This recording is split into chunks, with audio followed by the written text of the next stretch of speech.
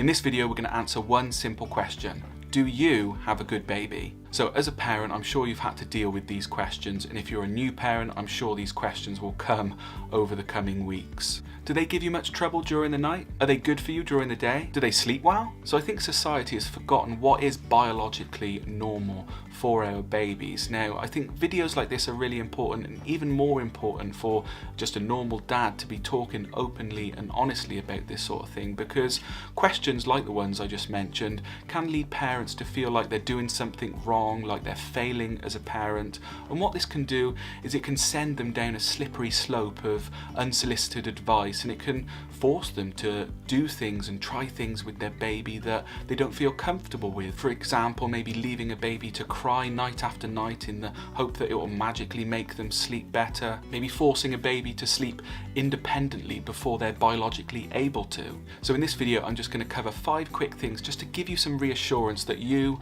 and your baby are doing just fine. So number 1, and that's your baby sleeps like a baby. They sleep in short cycles, they sleep in much lighter sleep than we do as adults, and they need a responsive caregiver to help them transition from one sleep cycle to the next. And when it comes to their sleep routine, you know, there is no right or wrong. Maybe as new parents you're feeling pressured to take them up to the bedroom at night and settle them down and then leave them to come downstairs, but the fact is maybe your baby likes being rocked to sleep and being howled while they sleep. Maybe you want to keep your baby with you until you actually go to bed and you can put them safely in the bassinet next to your bed. If this works for you, then there is no right or wrong. You do what works for you, your family and your baby. So number 2, and that's our baby cries. Now babies cry a lot, but we need to understand that crying is our baby's way of communicating. For some reason in society we've got lost along the way and we've associated responding quickly to our baby's cry as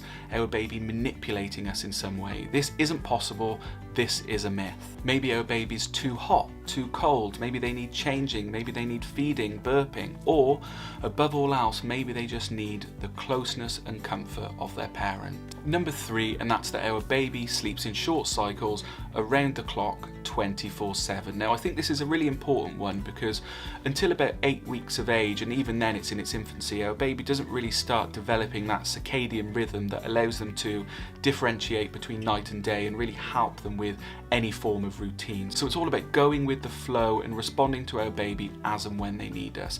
Yes, it's going to be tiring and exhausting, but if we can communicate with our partner and come up with routines that work for us both and our family, then it really does allow us to respond to our baby when they need us. And I think this is a really important message for new parents because it does away with all of that undue and unnecessary stress and frustration trying to fight it and trying to get our baby into an immediate sleep routine when at the end of the day they are going to sleep very lightly and they are going to sleep in very short cycles. It doesn't matter whether it's in the morning or in the night. To our baby, it's all the same. So just understanding this helps remove that unnecessary frustration. Number 4, and that's understanding that our babies have a biological need to be close to us. For whatever reason, I feel society has got lost along the way and parents are often encouraged to force independence on their babies, maybe rushing them into their own room earlier than necessary, maybe ignoring their cues or their cries in the fear, as I said earlier,